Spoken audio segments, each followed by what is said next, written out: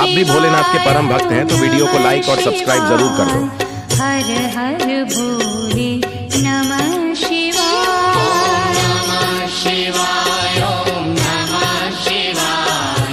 हर हर भोले नमः शिवाय, ओम नमः शिवाय, ओम नमः शिवाय। हर हर भोले नमः शिवाय, नमः शिवाय, ओम नमः शिवाय।